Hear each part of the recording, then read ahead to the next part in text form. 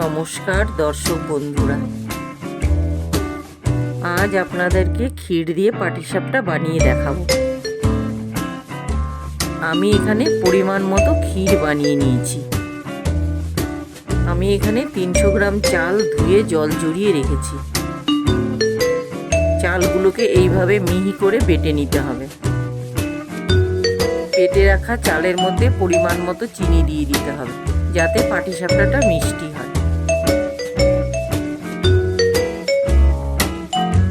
এবার ধীরে ধীরে করে জল দিয়ে একটা ব্যাটার বানিয়ে নিতে হবে।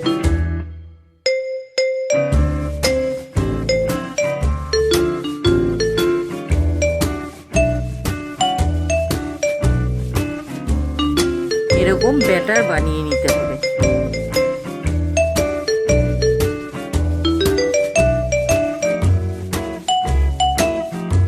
এবার ফ্রাইং প্যানের মধ্যে তেল দিয়ে দিতে হবে।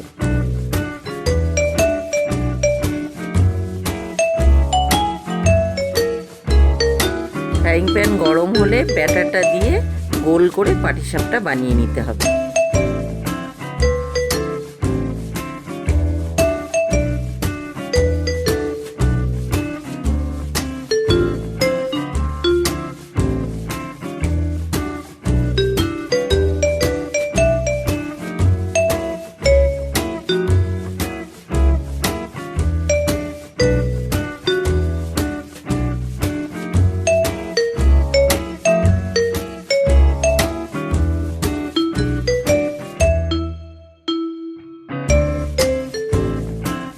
পাটিসাপটাটা ভাজা হয়ে গেলে তাতে পরিমাণ মতো ক্ষীর দিয়ে দিতে হবে।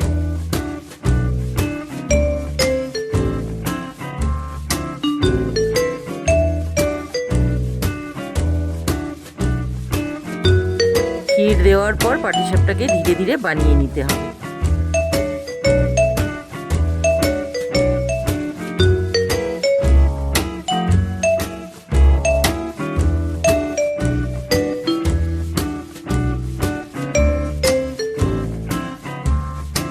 এবার কিছু সময় এপাশ ওপাশ করে একটু নেড়ে চেড়ে নিতে হবে।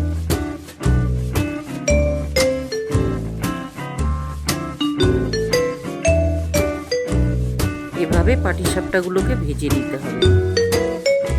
তারপরে পাটিসাপটাগুলোর উপরে ভালো করে ক্ষীর ছড়িয়ে দিতে হবে।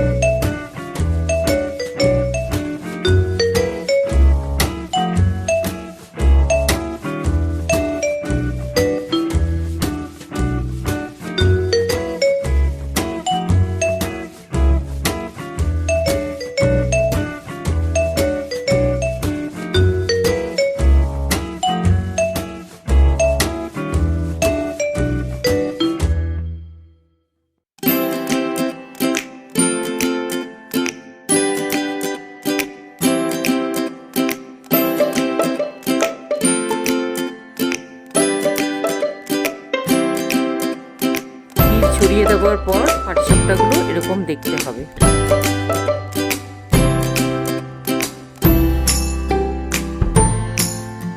এই পাটিসাপটা খেতে অত্যন্ত সুস্বাদু।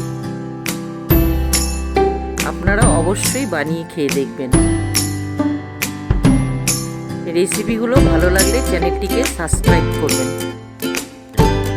সকলে সাবধানে থাকবেন, সুস্থ থাকবেন।